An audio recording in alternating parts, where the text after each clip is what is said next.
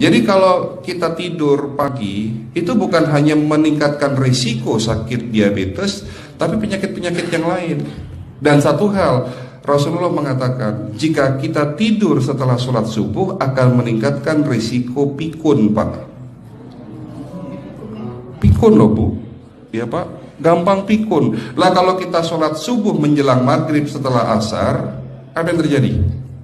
Islam melarang, kita dilarang oleh Nabi kita tidur menjelang maghrib, betul? Bukan karena nanti ketidian setan, bukan ya. Secara medis diketahui bahwa orang yang kebiasaan tidur antara asar sampai maghrib itu akan menurunnya daya tahan tubuh. Jadi gampang sakit infeksi, Pak, kalau Bapak tidur menjelang maghrib.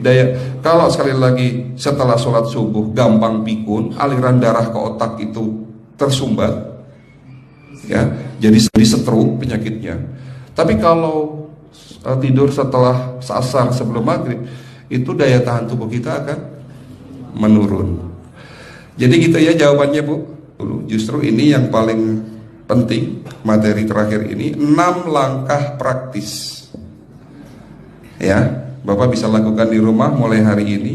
Langkah pertama, mulai hari ini jangan makan malam, Pak.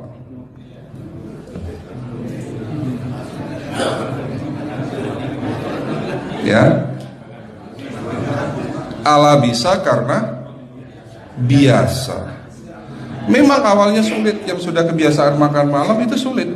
Alasannya nanti nggak bisa tidur, Dok, betul ya? Nanti perutnya kembung, mual dan sebagainya. Itu karena kebiasaan. Dulu pun saya begitu. Tapi kalau sekali-sekali boleh, Pak. Misalnya diundang hajatan gitu, tetangga ada yang kawinan, hajatan, ya udah apa-apa, menghargai itu makan malam. Tapi sekali-sekali itu. Tapi kalau tiap hari ini yang nggak boleh, betul ya, Pak? Jangan makan berlebihan dan jangan makan malam. Makan sate boleh nggak, Pak? Boleh, siapa bilang nggak boleh? Sate itu, Bapak tahu daging kambing. Daging kambing, daging domba adalah makanan sehat, tidak berkolesterol. Yang kolesterol itu lemaknya, Pak. Tapi kalau Bapak makan daging murni, dagingnya tok, ya sehat, Pak. Yang nggak boleh itu santannya. Jadi makan gulai itu jangan, kalau gulai sate aja udah. Ya, ataupun dibuat apalah, dibuat empal. Ya.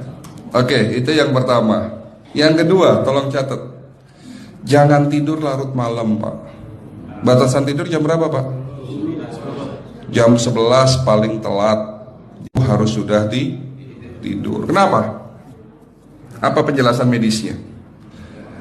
Orang yang tidur di atas jam 11 akan terganggu fungsi livernya, Pak. Dimana liver kita ini fungsinya banyak. Ya, ada 500 fungsi liver loh, Pak. Fungsi jantung ada berapa, Pak? Fungsi jantung 1. Fungsi jantung tugasnya untuk mompa darah. Fungsi ginjal ada berapa? 2. Absorpsi dan filtrasi. Fungsi liver 500 fungsi. Jadi organ yang paling berat dalam tubuh kita kerjanya adalah liver. Liver akan rusak manakala kalau kita tidur di atas jam 11 malam. Berarti 500 fungsi liver bisa rusak, Pak. Ini salah satu penyebab diabetes. Bukan hanya kerusakan pankreas, tapi rusaknya liver bisa jadi penyakit diabetes, Pak. Jadi kalau sakit diabetes itu yang terganggu itu sebetulnya bukan hanya pankreasnya, livernya pun rusak, ususnya pun rusak. Makanya dalam pengobatan diabetes di klinik kami itu bukan hanya ngobatin pankreas, tapi 3 organ penting ini saya obati: usus, liver, dan pankreas. Kebanyakan kenapa? Kalau dalam pengobatan tradisional mereka tahunya diabetes itu hanya pankreas, ya kan?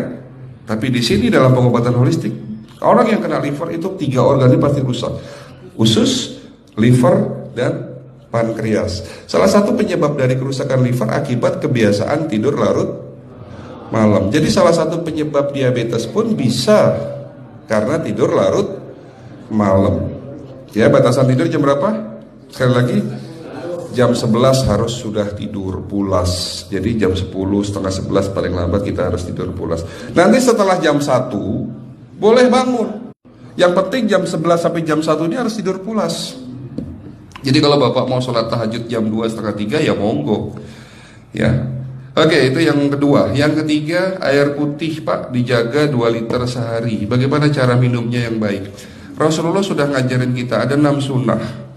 Harus duduk, pakai tangan kanan, seteguk demi seteguk, membaca basmalah di saat minum, diakhiri dengan alhamdulillah, kan begitu. Ya, pagi hari minum 1 gelas bangun tidur sebelum sholat subuh. Setelah sholat subuh boleh teh, tapi juga dibilas dengan 1 gelas air putih. Sebelum mandi nanti Pak, minum air hangat. Kalau Bapak mandinya pakai air dingin boleh, tapi sebelum mandi minum air hangat, biar tubuh kita ini jangan terlalu dingin di saat kita kena air dingin. Sampai maghrib pastikan 2 liter sudah masuk dalam tubuh kita. Malam mau tidur, tolong perhatikan Ibu ya, malam mau tidur jangan banyak-banyak minum. Nggak boleh minum malam itu segelas sampai 2 gelas mau tidur. Cukup seteguk 2 teguk saja. Karena kalau sampai kita minum mau tidur 1 gelas besar, ginjalnya malah rusak Pak. Ya. Oke, itu yang ketiga. Yang keempat, puasa. Lakukan puasa secara rutin, insya Allah kita sehat. Nah, untuk penjelasan atau materi puasa nanti bisa hubungin staf saya. Nanti di bulan Ramadan tahun ini, kalau memang masih ada slot 1 sampai hari ke-20, saya bisa mengisi manasik kesehatan yang berkaitan dengan manfaat puasa untuk kesehatan. Insya Allah kalau memang masih ada slot waktunya, karena kita di bulan Ramadan hanya 20 hari kita mengisi manasik. Ya, oke, itu yang keempat. Langkah keempat. Langkah 1, 2, 3, 4. Langkah kelima. Nah, sebelum saya menjawab yang kelima, saya ingin membacakan sebuah sabda Rasulullah. Rasulullah bersabda, di dalam tubuhmu ada segumpal daging. Jika segumpal daging itu sakit, akan sakitlah seluruh tubuhmu. Dan jika segumpal daging itu rusak, akan rusaklah seluruh tubuhmu. Apa itu segumpal daging? Segumpal daging itu adalah hati. Tapi ternyata yang dimaksud Rasulullah itu bukan liver Pak. Yang dimaksud Rasulullah adalah hati kita, roh kita, jiwa kita, perasaan kita. Kalau hati kita rusak, kita banyak penyakit hati, iri, dengki, sombong, takabur dan sebagainya. Penyakit fisik akan muncul dalam tubuh kita. Ya, tidak ada orang stres itu sehat, betul tidak Pak? Tidak ada orang yang suka marah-marah itu sehat, betul tidak? Bahkan Rasulullah mengajar senyum adalah ibadah. Senangkan orang lain, permudah urusan orang lain, insya Allah kita sehat. Ya, jadi itu langkah ke-5. Langkah 1 sampai langkah ke-5 sifatnya individual. Bapak bisa lakukan sendiri di rumah. Tapi langkah ke-6 ini butuh bantuan pihak dokter atau rumah sakit. Kira-kira langkah ke-6 apa Pak? Lakukan pemeriksaan sebelum sakit. Jadi periksa itu jangan nunggu sakit baru periksa. Jangan seperti kayak Bu Ustazah tadi, diajak periksa, jawabannya takut ketahuan penyakitnya. Setelah stroke baru datang ke klinik untuk minta diperiksa. Kalau sudah stroke susah nggak nyembuhinnya Pak? Kata kayak beliau nih, sudah 2 tahun tidak sembuh-sembuh karena sudah terlanjur stroke. Tapi kalau beliau melakukan general check up, mohon maaf ya Pak, kalau beliau melakukan general check up rutin, insya Allah tidak akan kena stroke. Karena sebelum stroke sudah diobati dulu.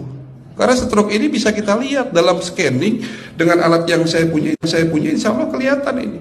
Oh ini sudah mulai ada tanda-tanda mau penyumbatan, buru-buru diobati. Memang takut Pak, tapi pesan saya jangan takut. Ya, lakukan pemeriksaan supaya kita tahu, supaya kita kenal. Gitu ya Pak. Jadi kira-kira di jemaah ini ada enggak yang mau saya ajak periksa kita semua? Pesan terakhir dari saya, lakukan pemeriksaan sebelum terlambat. Ini pesan saya dan pesan seluruh dokter di dunia sebetulnya. Lakukan pemeriksaan sebelum terlambat. Ya, karena dengan kita melakukan pemeriksaan kita akan kenal tubuh kita. Kalau sudah kenal kita akan sayang sama tubuh kita. Betul Pak? Ada pepatah mengatakan tidak kenal tidak sayang. Cukup sekian dari saya. Mohon maaf kalau penyampaian kami kurang baik. Akhirul kalam, wabillahi taufiq wal hidayah. Wassalamualaikum warahmatullahi wabarakatuh. Kalau ada pertanyaan masalah teknis nanti langsung